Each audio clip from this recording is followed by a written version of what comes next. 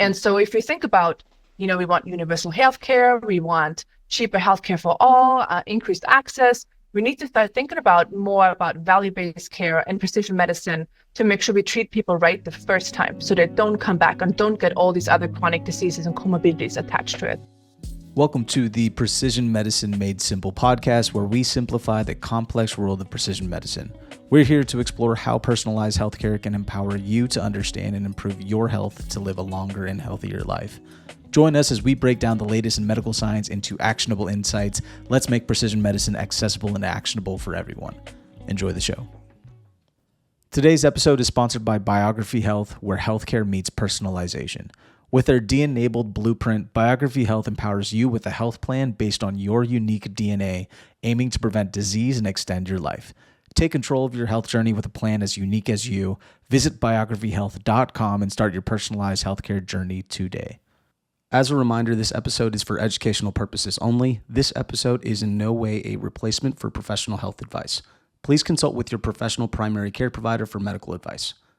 If at any point you feel that a topic discussed on our podcast was misrepresented, or if you have additional insights that could enhance our discussions, we wholeheartedly encourage you to reach out to us. Your feedback is invaluable in helping us improve and in ensuring our content remains both informative and reflective of the latest developments in precision medicine. In this episode, we're joined by Dr. Kat Schmolly. From her adventurous past as an Air Force flight medic to her current mission revolutionizing rare disease diagnosis, Dr. Schmolly shares her unique journey into precision medicine. We discuss why bringing personalized care to the front lines of medicine is crucial and explore how innovative technologies can transform the future of healthcare. Hey everyone, welcome to the Precision Medicine Made Simple podcast. Our guest today is someone whose journey in medicine is as inspiring as it is unique. From serving as a flight medic in the United States Air Force to studying at one of the nation's top medical schools, she's consistently pushed the boundaries of what it means to provide patient-centered care. Her passion for innovation has led her to focus on rare disease diagnostics, algorithm development, and AI-powered tools, all with the goal of improving the way we detect and treat genetic conditions. Now a practicing physician and founder of her own groundbreaking initiative, she's at the forefront of integrating precision medicine into everyday healthcare. Please join me in giving a warm welcome to Dr. Kat Schmolly. Man, that's very well written. Thank you. My pleasure. Thanks for sharing your time with us. Intro, Taylor. Oh, I appreciate it. And well, when we start these podcasts too, I'm always fascinated by how our network has been interconnected, because it almost seems like the field of precision medicine, and especially with physicians that are having this type of passion, connecting together, it's sort of becoming a small world that's about to become a lot bigger. So how did you get connected with Dr. Stanford first before we dive into all of this? Yeah, so we found each other on LinkedIn, which is the new Tinder for professionals. Essentially, it was a suggestion in my feed about physicians and precision medicine. And we know that there's lots of companies out there these days, right, that dabble in precision medicine in one way or another. But what stood out to me about Dr. Stanford's profile was that he is a practicing physician. He actually does this thing in clinical practice. It's not just some kind of platform he's building, not just yet another data dump, right? So, and those folks are kind of rare. Like, other than myself and maybe a couple of concierge physicians I've come across, I haven't really found many practicing physicians that apply the principles of precision medicine in their daily practice. So that's why I wanted to reach out to see how he got there, what I could learn from him, how we could collaborate. And go from there. And so this is how we initially got connected. And you two also share, well, actually, Dr. Stanford, you weren't in the Air Force, you were in the military, right? Yeah, I was in the Marine Corps. The Marine Corps. But I did not fly in the Marine Corps, but when I wanted to fly in the Marine Corps, but I wound up wearing glasses instead. And so so my Marine Corps contribution was in the reserves during peacetime. So okay. I did nothing like what Kat's going to describe that she did. And I learned to fly as a civilian and became a flight instructor, instrument, multi-engine, whole thing. Had a flying school that I did part-time while I worked as an engineer before I went to medical school. So we do have in common a passion for aviation also. Yeah, and I'd love to dive into that, because that journey is very unique from flight medic to where you are now. And so I was wondering if you could just provide some more insight on even what were some of those key points and, let's say, inflection points that made you decide to go in this specific direction? Yeah, so essentially, I didn't really have a career plan laid out. I moved over here to the US when I was 18. I was a horse trainer at first, built my own business, then started to realize that just working purely for profit in terms of selling people stuff that wasn't absolutely necessary didn't feel great to me. And this is not the type of career that I wanted. And yet, I also wanted to have a role where I could make a great impact in the world. I could do good, and where I didn't have to worry about making someone else money, like working for a large corporation, for example, and where I wasn't in a super tiny checkbox toolbox where I couldn't expand and grow in my role and discover new things in my life and career.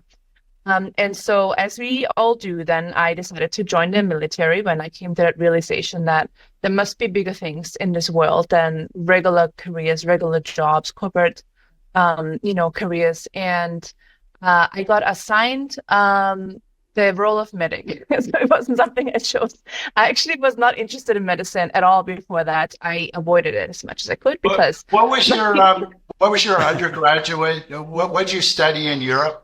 You're from Austria, I studied, right? yeah. So I did my undergrad in England, my first undergrad, which was in social science and equine science.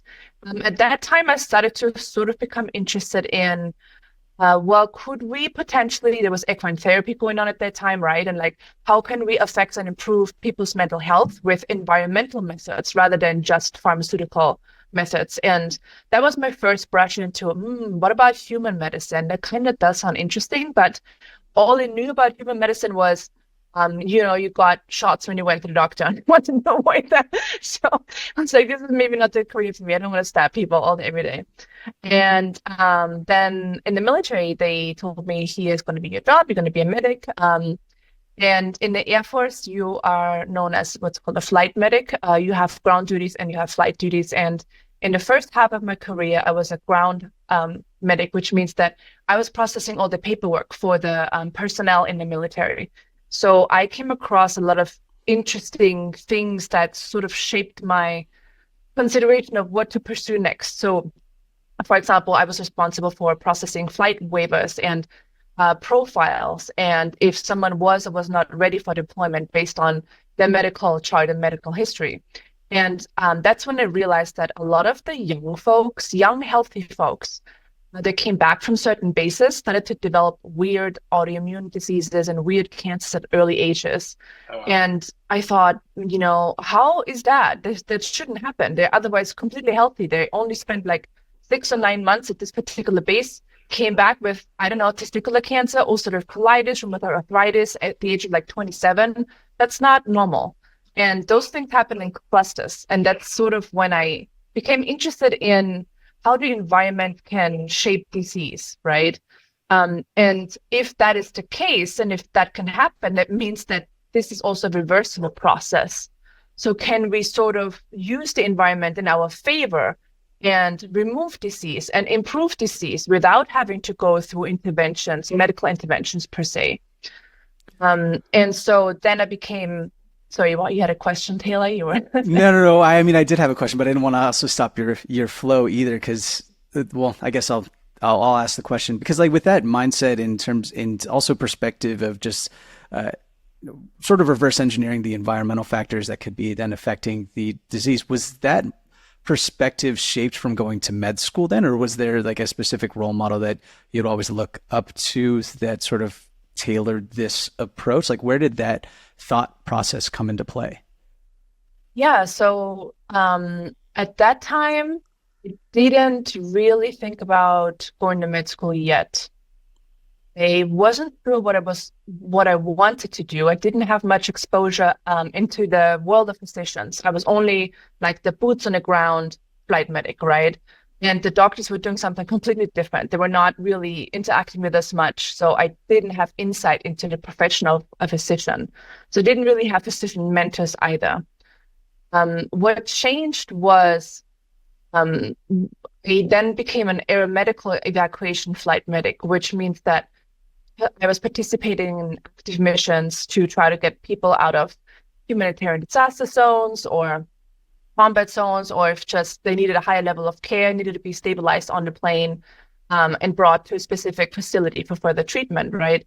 And that's when I discovered active medicine a little bit more in terms of this is what physicians do. I was interacting with flight surgeons, with other physicians of other specialties. I trained at Travis and at Fort Sam Houston, the burn centers there, and the cardiac ICUs. And so that's when I thought, probably do this kind of job. This is not what I thought it was. Physicians actually do something completely different than what I thought they did. And then there were several missions that didn't go great. And at that time, I was getting older. I wanted to have a family with my husband. And one of those missions, we almost didn't quite make it, and this was like a once in a lifetime. Details. We want more stories. More stories, yeah. So the majority of flights I was on were training flights, which is what we do in the military, more so than active flights, right? Because you need to, when you do go into a deployed environment, you need to be able to function automatically without having to think about things. So that's why there's such a high volume of training flights. That being said, there were 2 flights that went wrong back to back. One of them was an operational flight, and one of them was a training flight right after. And so in the operational theater, things can go wrong. So you sort of are not super shocked when something does go wrong. It's just a little bit of a surprise for us in the Air Force, because they tend to pick off the Army and Marines first, and the Air Force personnel tend to get away scot-free a little bit more. We have a higher survival position. So you young people out there, join the Air Force. Don't be a ground pounder. Right. I would recommend that, yeah. So tell us where you were and what this, unless it's like classified or you can't tell us. So where were you? What's the circumstance around this story you're telling now? Yeah, so there was a situation. I can't tell you much details on a recorded podcast, but there was a situation. We were in an operational theater. We flew on the deployed mission where we had patients that we picked up from an airport, and then we need to bring those patients back to the U.S. base that had a facility where we could treat these patients. And some of the things, we took off from a land strip that wasn't very well established airport. And when you take off as a medical plane, you are the biggest target, because if they can shoot down a plane of medics, then you can take out the healthcare of a local area, right? So you can take out more people that way. And it was a large plane. It was a C-17, which was one of my favorite planes at the time. And those planes usually have no issues. They work just fine. They're big, they're nice. They're like sort of in comparison to like your traditional commercial airliner, right? And we took off, and then something hit us, and we were already at over 10,000 feet at that time, going rapidly into the 38,000 feet cruising range. And at that point, you don't have oxygen in the air, right? So you need to have the cabin pressurized, and you need to have oxygen pumped into the cabin so that you can function and live. And when you have a hole in the airplane at that time, all the oxygen and pressure gets sucked out immediately. And so it's a rapid decompression, and like you see in the movies where stuff starts flying out the wall of the airplane. Yeah, exactly. Unfortunately, because the Swiss cheese model is a real thing, at that time, also our emergency oxygen was not working. Oh, nice. Yes, these things were falling down and we could use them, but there was no oxygen coming out. So perfect storm of bad things. So we have a secondary auxiliary oxygen source on the plane there, which are those hoods that you put on. You can switch them on, and they temporarily circulate oxygen based from a little tiny chemical unit that is attached to each hood.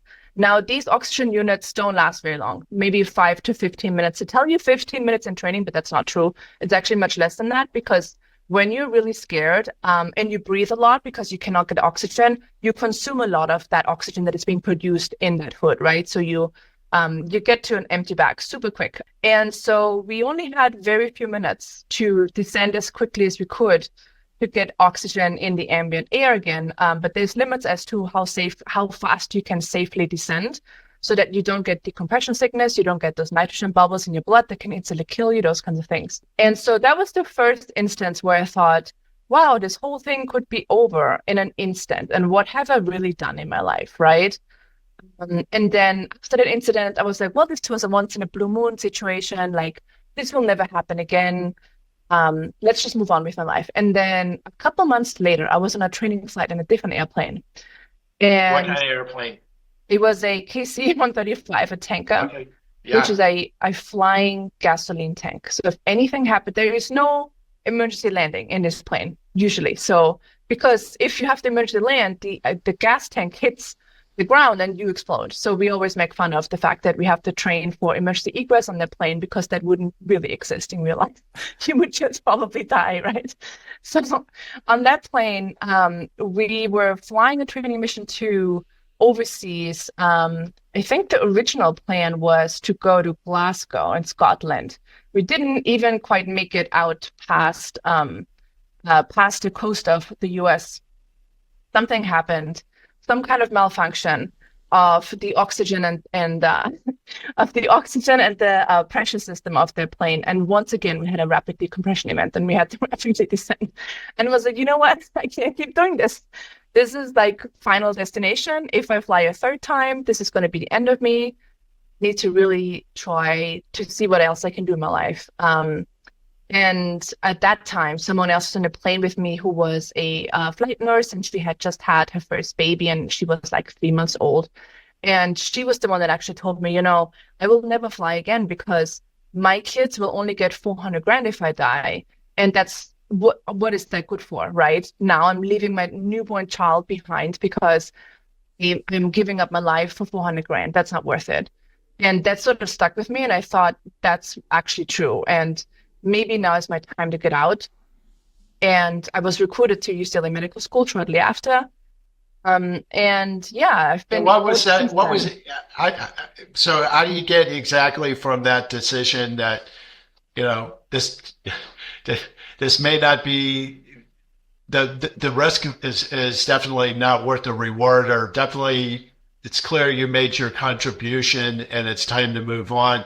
How does the decision to even consider medical school or UCLA find you, et cetera? How did that work? Yeah.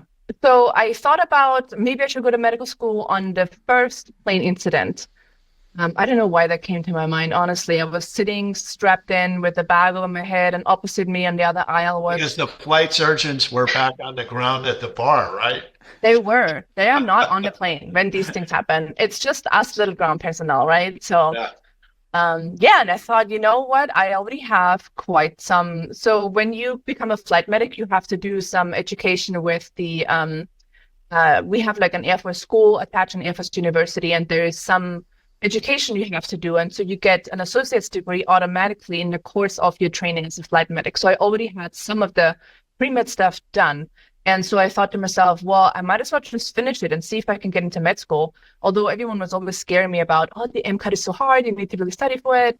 And this might be the biggest obstacle because I'm not like formally trained in the US in terms of the standardized testing that you have here. And so I'm not really sure if I can be successful enough. Also, funnily enough, so I did take the MCAT twice because I did not do well. And the second time I still did not do well. And it was actually below the admission criteria for UCLA at the time. And they still took me and still gave me a scholarship. So my advice is, even if your MCAT is low, still apply to your dream schools because you don't know, you might fit the criteria of what they're looking for otherwise. So don't sell yourself short. Yeah, so I finished my degree after so that first plane incident. And then after the second plane incident, I started to study for the MCAT.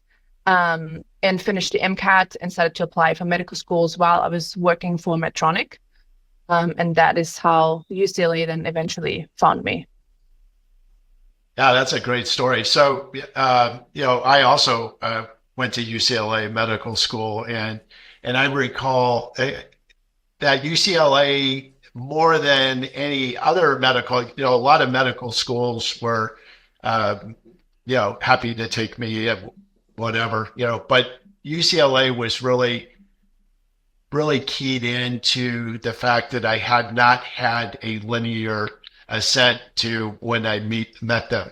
So I think that UCLA, as opposed to other medical schools, are much more, focused on who the person is and what their life experience is. They count that a lot, a lot. Yeah, I think so too. Having met a lot of medical students and residents now from other med schools, I can definitely say that there's a type per med school. So people seem to actively recruit a certain type. So that is true.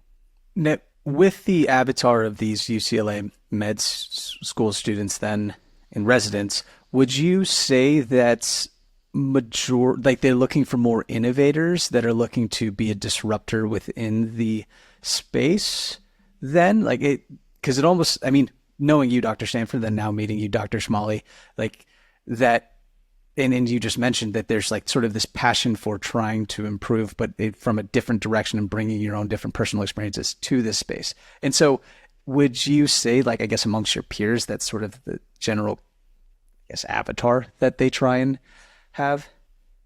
Yeah, I think the profile of the typical UCLA medical student is someone who does not want to pursue traditional medicine. So these are not people that say, I'm going to go into cardiology and then interventional cardiology, and I'm going to make $1 million and stay in academic practice, and that's it. Those are people that come in saying, something is wrong in healthcare, XYZ, I need to solve this problem however I can. I'm not quite sure yet how, but I have to tackle a specific problem. Those are the kinds of people that go to UCLA. So you find people that get MPHs or MBAs during school, or take time off and go to Africa and work in clinics there. So very unique personalities that don't want to go the traditional pathway. Do you think the courses and the professors there correlates with that type of vision as well? Because I mean, Dr. Stanford, you were also the ones that you were, I mean, a huge pioneer for it, pioneering hospital medicine over at Cedars-Sinai, right?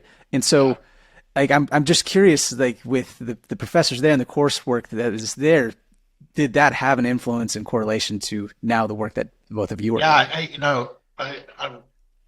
I'll have to struggle to say in 1 minute how it is, but I think back to the kind of student they recruit. They want someone that has had a serpentine path. They want someone that has some breadth and range. Now, that was definitely the case, not just with me, but with my classmates. And I think out of those kinds of people, you have people that can connect dots. And the one thing that UCLA training does for sure, especially in internal medicine residency, is, and there's up and downsides to this, but you have to step up all the time, and say, I didn't ask for this, but I'm the person that's here right now. And the only thing between, this point and disaster is me, and that happens all the time, and I don't mean just with me, and I don't even mean just in internal medicine, but in a huge academic center like that, you're put in those positions all the time. So I think when you've passed through all these crucibles of, testing, through the process, you get to the end. And I think you're probably, a lot of those people are uniquely qualified to be leaders, because they're not afraid, because I agree. They've already seen it, they've already survived the bloodbath, so to speak. Yeah.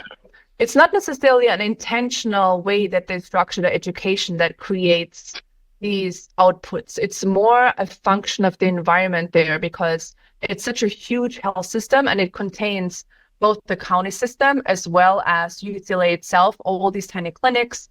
You have different health systems in terms of value-based and then fee-for-service, and highly specialized care versus care in a community that where you see like 30 patients a day, and you have to be super quick, and you have to think about, what can I do right now? The attending does not come in with you like they do in other med schools and handhold you and listen to your history and physical. It's you. You have to figure it out. If you don't do a good job, this patient is going to suffer. So there's a huge pressure on you to do well, because There's nobody else that can help this patient, especially in the county, when there's no other physicians they have access to. They don't have health insurance. They don't even have, I don't know, immigration papers. It's just you that can help them and nobody else. So that creates some kind of independence and autonomy that is sort of unique to the UCLA system. Wow, that's so fascinating. And now it's like, oh, I was going to Because say, UCLA is what it is, it attracts the absolute sickest, most desperate from not just the LA area, but from all over the world, and yeah, and that all that's training by live fire applies. And that's really what it is.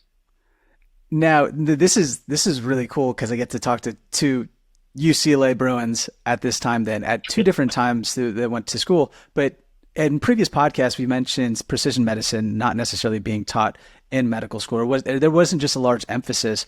And so, Dr. Schmolly, I'm curious then, is it becoming more of an emphasis in the coursework now, when the coursework now then in comparison to what it was in the past? And is that also one of the reasons why you wanted to start going into this direction, since it is going to be the future, or I guess is now the future of medicine? Unfortunately, no. So here's how this Oh, still looks. The education is still very, very, medical education is kind of ancient and a little bit outdated, in my opinion. It has not caught up with what we have to do in the real world, but it has to catch up soon. Precision medicine institutions, institutes and departments exist in most academic health systems, but they're siloed into a research area. So you don't really use it in clinical practice, which has been my major gripe. And that has been actually the reason why I founded my startup and why I want to do precision medicine in clinical practice. Because yes, while these things exist, they're all just theories of like proper academic studies that take forever, and then another multi-year study to confirm what the first study found, and then another multi-year study to confirm what the other study found across the country, and then nothing ever gets done. Nothing ever changes in clinical medicine, right? And that's still the case today. Part of the reason is because of the legal liabilities that you open yourself up as a physician if you practice outside of the quote unquote guidelines, and precision medicine is not included in the majority of guidelines yet, unfortunately. And the other issue is that we need to mark the checkboxes that is the requirement of the insurance companies. Otherwise, we don't get reimbursed for our services, which means we cannot make any money. And the insurance agencies don't want precision medicine because otherwise they can't charge as much, right? That the patient gets better and doesn't come back. Why would you want that as a business? If your business model is you get money from expensive interventions, from doing treatments that have the highest reimbursement by CMS, then you don't want the patient to get the targeted treatment that keeps them out of the hospital. So really the target for precision medicine is probably value-based care, which is CMS and the county systems, because there you get a certain amount of money per patient, no matter what you do, no matter what they have. This is just your pot of money per patient per year. You have to make it work. And in that system, it is in your best interest to keep the patient out of the hospital, because otherwise you go over the quota that is allotted to you, right? And so if you think about, we want universal healthcare, we want cheaper healthcare for all, increased access. We need to start thinking more about value-based care and precision medicine to make sure we treat people right the first time so they don't come back and don't get all these other chronic diseases and comorbidities attached to it. Yeah, and I would say it's not like the current medical establishment has to have this kind of evil mindset like, oh, we want our patients to get sick. We're not saying that at all. What we're saying is there's always underlying forces that aren't really visible and aren't really conscious, but if they're is if your revenue is coming from interventions and procedures, then focusing on decreasing those interventions and procedures isn't really your business model, right? Right. You Yeah. can, you can advocate to a degree that, live healthy, do this, and platitudes, etc. But at the end of the day, where the money is flowing is toward doing those procedures, taking care of things after the fact. And they leave, the idea of being proactive, preventive, and predictive, to other people. And so, but there's really no funding for that, right? So that's why we're stuck in this endless loop of sick care, as they call it. Yeah.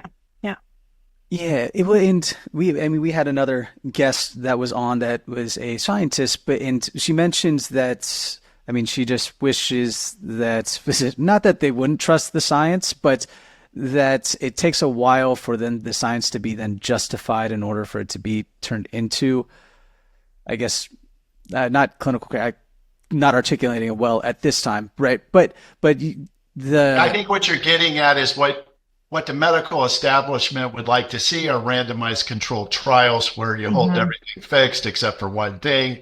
You look at it over time.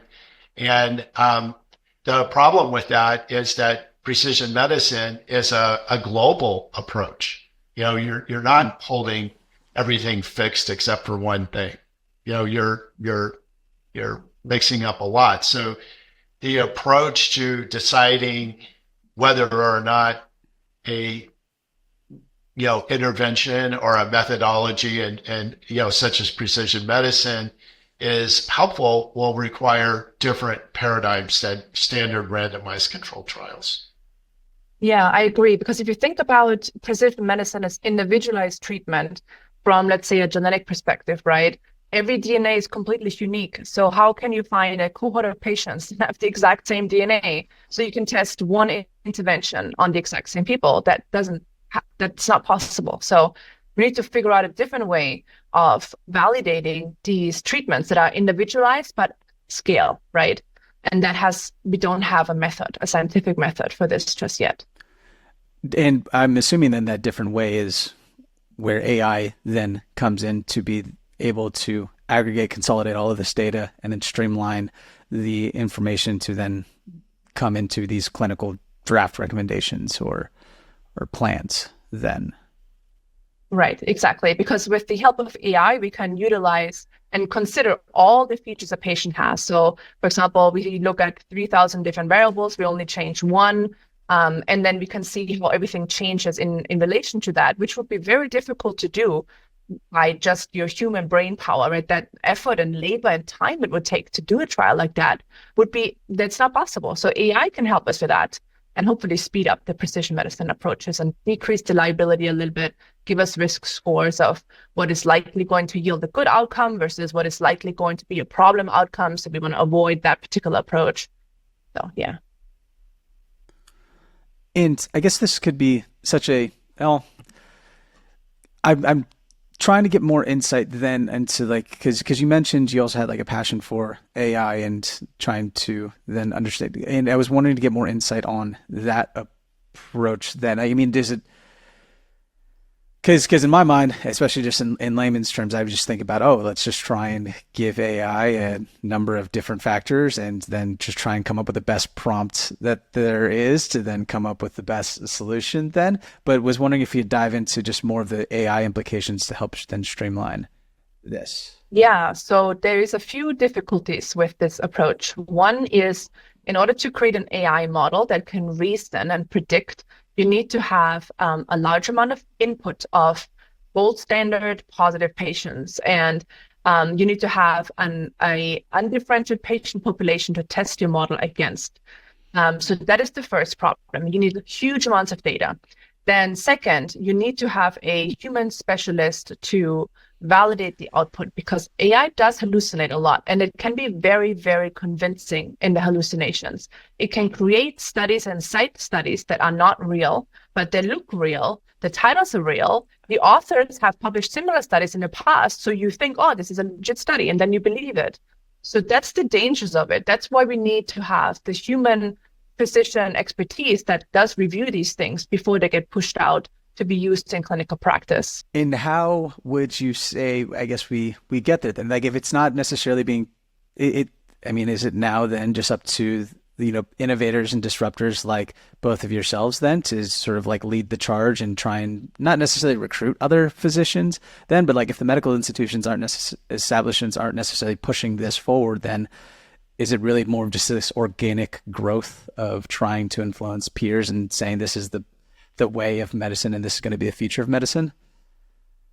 Yeah, I think so. So there's two movements here happening. One is the sort of organic growth of physicians that are sort of sick of the system of sick care, as Dr. Stanford said, instead of healthcare. It's like, how can I have fewer interventions for my patients? The majority of patients are seen in the community. The majority don't have access to academic health centers. So when we do see them in the community as a regular primary care provider, you have to think, what can I do right now in this moment to make the biggest impact for this patient? Because they're likely not going to come back the next year or two. I don't want them to go to the hospital because also there is no hospital around here other than Dartmouth. So, and so that leads you to think about individualized precision medicine a little bit more. There's a growth of like-minded individuals that want to make this happen, but it's difficult to do because of the liability reasons and because of the insurance reasons not being covered. And then there's also a big push from industry, which I think will be the determining factor. So Elon Musk has just developed his AI model for radiology called Grok, I believe. And he has been asking other physicians to contribute their radiology images there to help train the model. So this is one way that large companies can overcome the issue of we need large amounts of data to train the models and make them work on scale for a variety of demographics and different patients.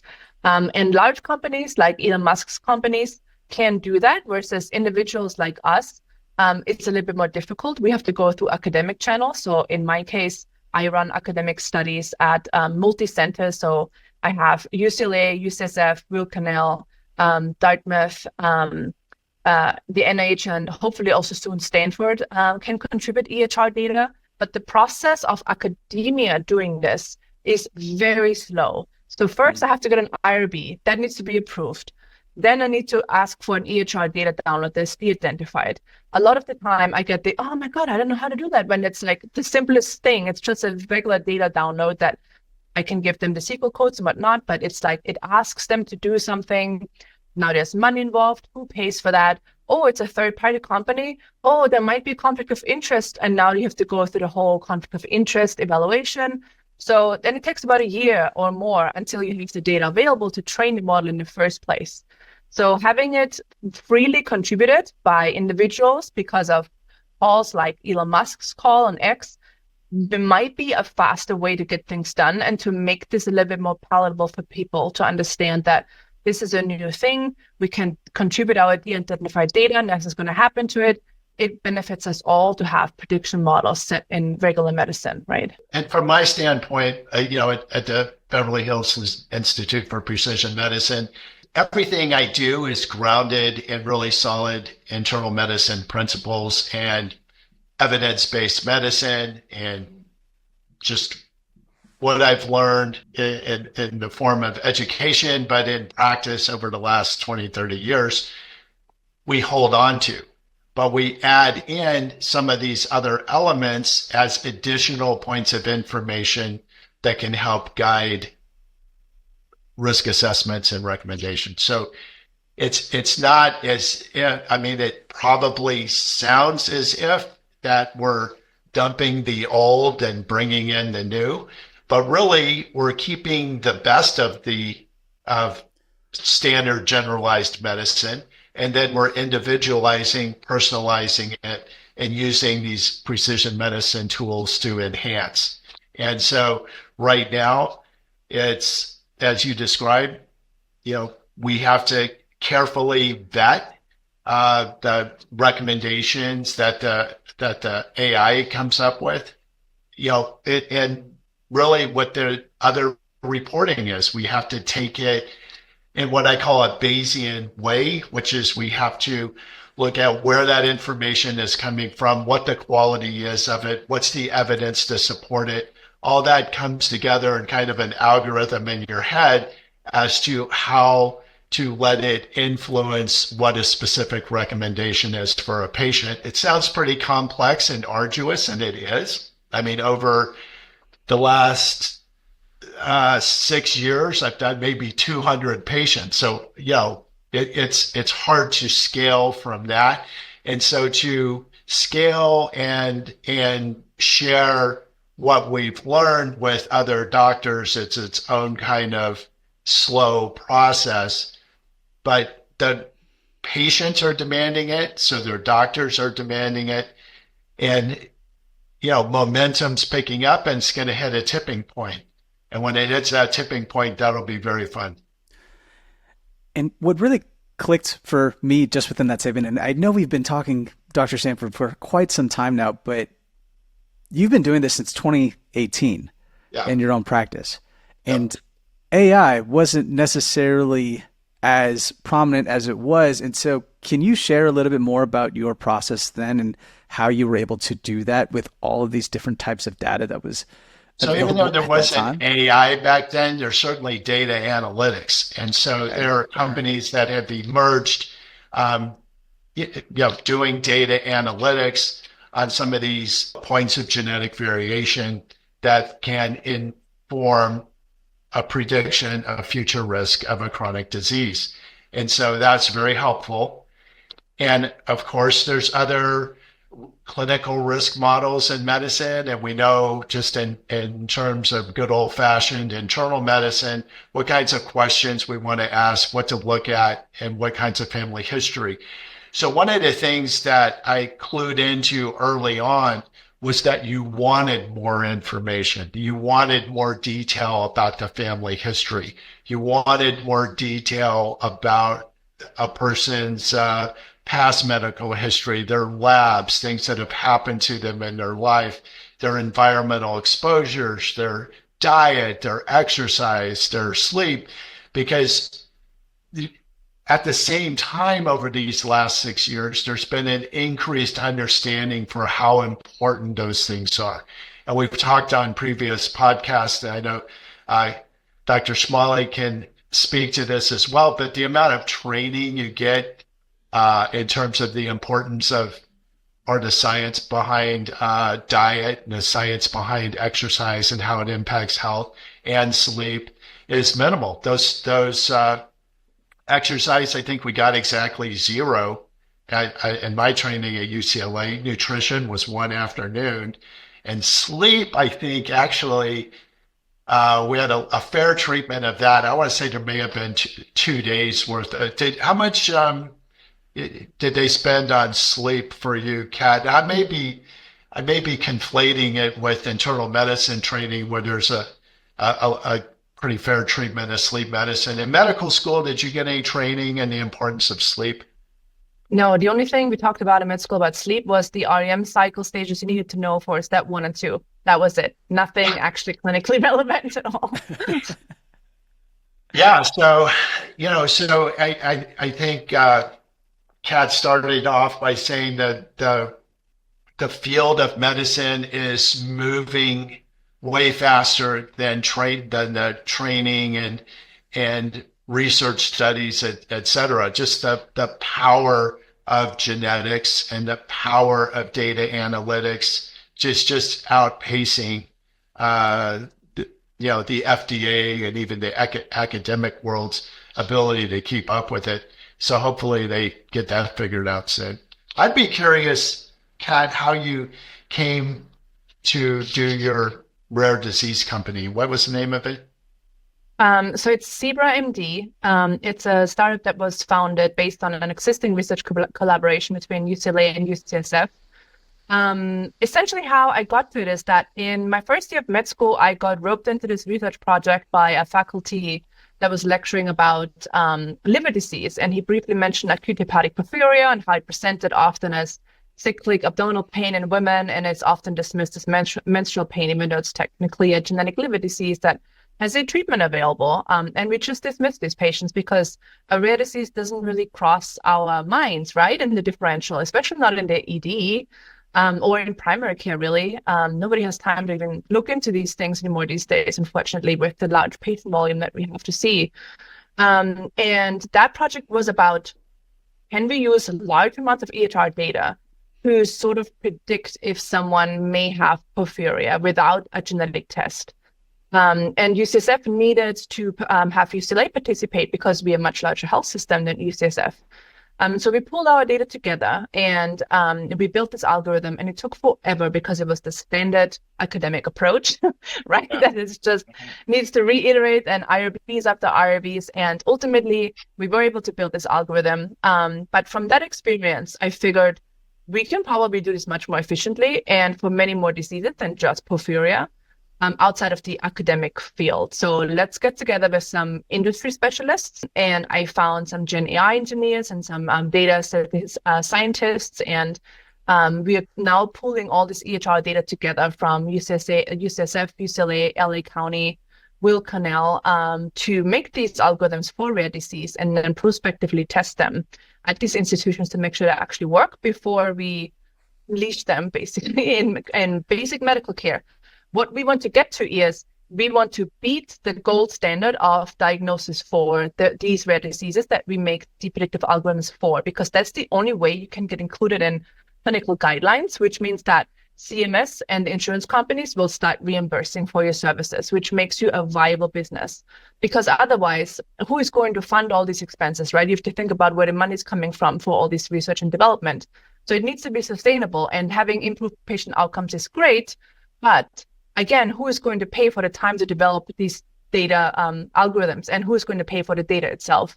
So it needs to make financial sense for the healthcare industry and for the patients. And this is the way that we can make that happen. So that's how I came to found this company last year. So fairly new. Very exciting. Congratulations on that. That's really exciting. Where did the Zebra name come into play? Why ZebraMD? Well, in medicine, there's a saying that if you hear hoofbeats, you have to think of horses and not zebras, because common things are common. But in my specialty, rare things are common. And so you need to think of the zebras first, not the horses. Hence, ZebraMD. Often rare disease is referred to as the zebras of medicine. Good one. Yeah, that's great. And well, so forgive my ignorance here then, because so you're doing this startup then, and you're also a physician practicing at Dartmouth. Then is the intention then at one point to then leave Dartmouth and then focus full time on this, or are you looking to also start your own primary care practice then? What's in the future that you're trying to plan for here? Yeah, so I would like to have my own practice, which is also not something that you get much training in education, which is another reason I connected with Dr. Stanford, because how else are you going to learn how to found and run your own practice? That's not really taught anymore. You're supposed to be a W-2 employee in academia. It's like your standard path, right? So I would like to have my own practice, and I'm going to do a genetics fellowship after this so that I can become a primary care physician that also takes genetics into consideration and is able to do true precision medicine on the front lines where it is most important, right? Because by the time someone gets referred to an academic center for a certain subspecialist, something bad has already happened. They already have a really bad disease for many, many years. They had to wait to get referred. Now they're finally being seen. It's going to take forever for them to even get a proper treatment plan. Maybe they live far away, they have to travel. So being able to figure out a way to do this kind of preventive medicine and specialty care medicine on the front lines in the community where patients are seen every day, I think is where you can have the most impact as a physician. Touché. I want to dive into the comment that you mentioned with starting your own practice, and one of the reasons why you wanted to reach out to Dr. Stanford. Then, Dr. Stanford, could you provide more insight on what that looks like, and just maybe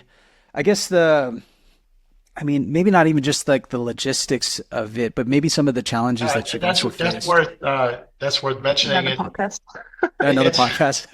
I mean, we get out of, but this is also the first time we've also talked about this too. Like we've on all of it. Yeah, no, it's an interesting thing. So I had that. So as Kat looks at me as a potential role model for someone in private practice, my role model was my brother Eddie. He was a psychiatrist in private practice and was always fiercely independent. And of all the podcasts that we've done, this is the one I'm going to send to him and say, you have to listen to this. So he's going to be smiling from ear to ear when he hears Kat lay down her rap like she does. So it's really satisfying.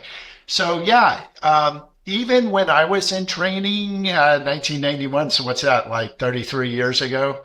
Uh, they were definitely grooming you at that time to be an employee. The descent of private practice into industrialized medicine was well underway.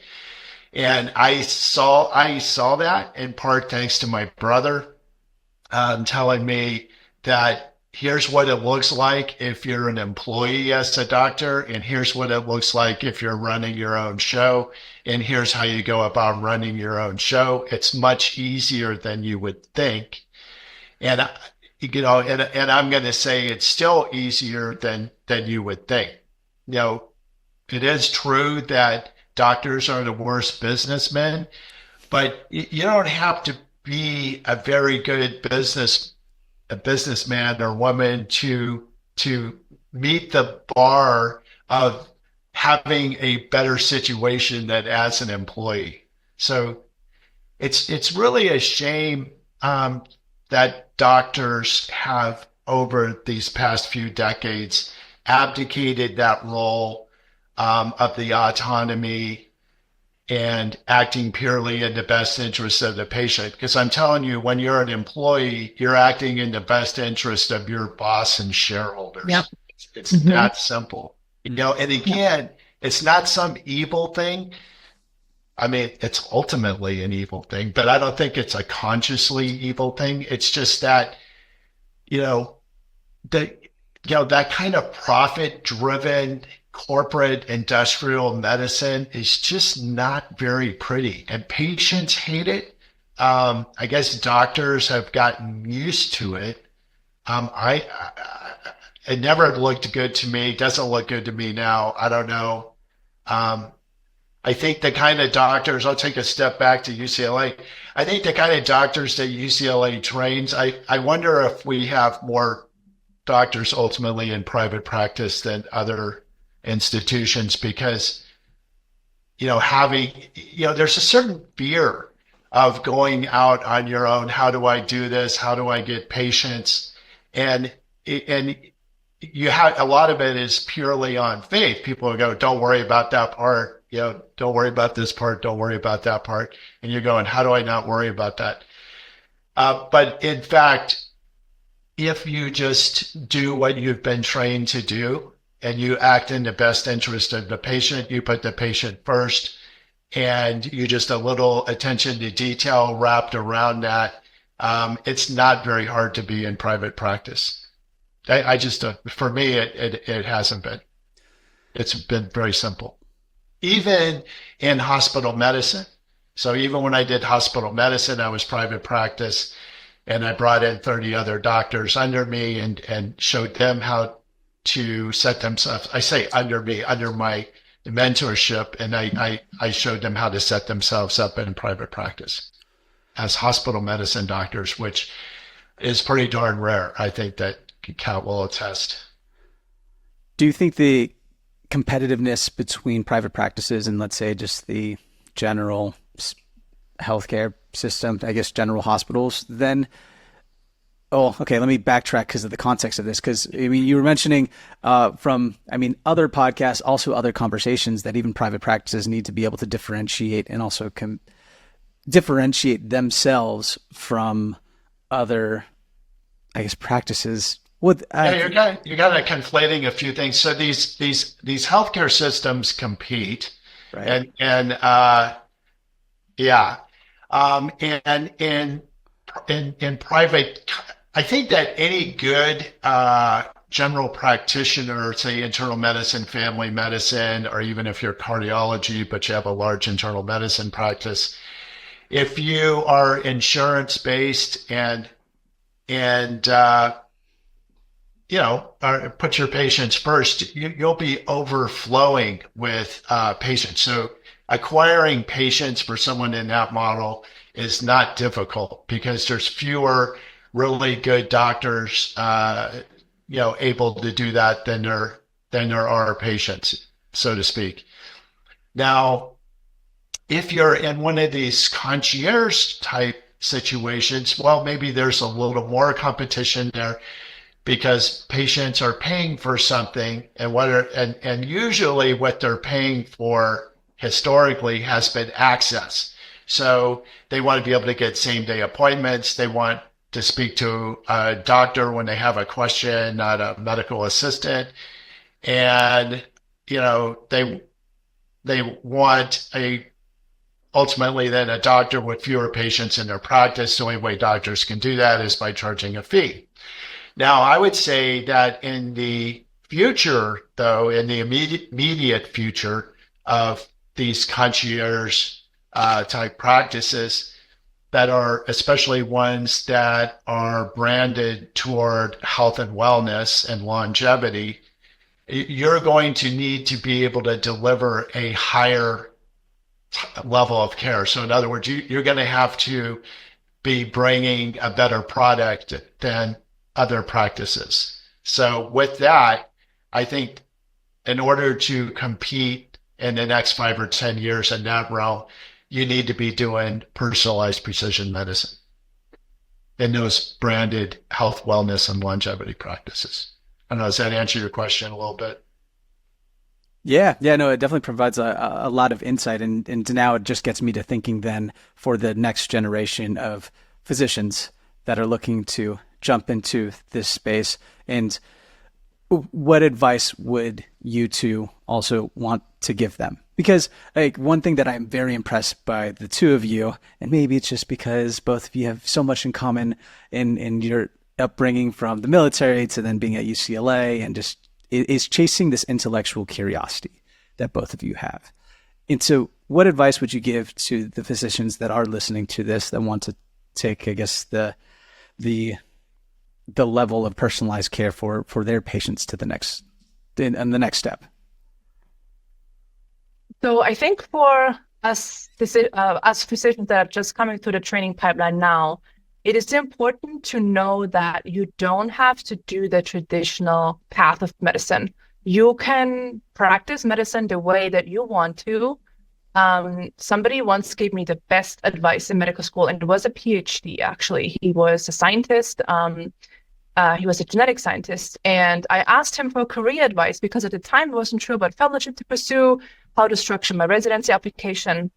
And I didn't know what to do as a physician about to graduate. And he said, the things that you're interested in sound all really cool. They don't exist yet as a formal training pathway or as a formal career. However, that doesn't mean that you can't do it. Just because something doesn't exist doesn't mean you can't do it, right? And so don't get hung up on there's only these 10 options and I have to choose from these 10. You can literally do whatever you want. Just focus on the problem that you want to solve and you will get there. That's really smart. That's great. Love it. I would say my first bit of advice would go out to admissions committees at medical school. And so I think in the historically, and we touched on it briefly, that, the idea of having, a broad background, maybe you're just you've done humanities, arts, equine science, maybe engineering, we're coming from outside of biomedical science. But if I were on an admissions committee in the future, I would have my eye focused on people that were interested in science and in data analytics. And I don't mean, nerded out on that stuff, but have, as you say, a natural curiosity about it. I think that the days of physicians really being able to contribute to situations just by memorizing a bunch of stuff, that was kind of over with the Palm Pilot 20 years ago, let alone right now. That's not where the value is. Where the value is to have curiosity, to have a determination to solve problems, and a determination to figure out what's wrong with somebody, like really wrong. What's the fundamental root causes of what's going on with somebody? So if I were the admissions committee, I would start by recruiting those type of people. And I would, then as Kat says, I would, expose them to different scientific venues and interest and provide pathways, etc. Because I think that to practice medicine 10, 15 years from now, you're going to need a pretty solid understanding of data analytics, AI, basic science, just a good fundamental knowledge and curiosity about basic science. How do cells work? What goes wrong? Because the medicine of the future is going to allow us and demand us to intervene at those levels. How does an mRNA vaccine even work? I bet you half the medical students that, actually, I'm sure they know. But I mean, I'm sure you could go up to a lot of doctors in practice today. They have no idea how that works. And that's just not gonna fly 5 or 10 years from now.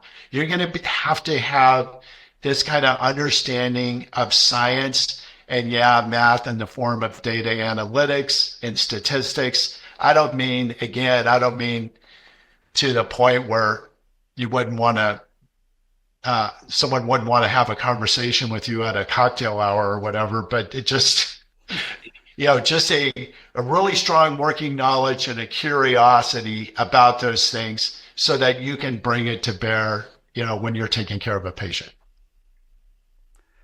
I love it. And so, Dr. Schmolly, if anybody wants to reach out and learn more about you and connect, learn more about ZebraMD, what's the best way that they can reach out to you? You can send me a message on LinkedIn. I am available on LinkedIn under Kat Schmolly, or you can send me an email to kschmolly@gmail.com anytime. That email is also listed in my LinkedIn profile. I'm happy to collaborate with people and hear what they're working on so that we can hopefully move things forward together a little bit faster. Love it. Well, and Dr. Stanford, you've shared your contact information on several episodes. I mean, you can share it again if you'd like, but I mean, they'll be in the Dr. Stanford at bhipm.com or Dr. Stanford at biographyhealth.com. Awesome. Well, you too. Thank you so much for, Dr. Stanford, you're on every episode. I don't know why I said you two, but Dr. Schmolly, thank you so much for hopping onto the show. We really appreciate your insight, and we're really excited to see what you accomplish next and following along your journey when we bring you back on another episode. So thank you again for coming by. Yeah, I love your story, Kat. Thanks for sharing it with us today. Thank you for having me. Appreciate it. Thanks for joining us on the Precision Medicine Made Simple podcast. If this episode inspired you to learn more about your health, please leave us a review and share the podcast with a friend. Your feedback helps spread the word about the power of precision medicine. Remember, taking action today can lead to a healthier tomorrow. See you next time.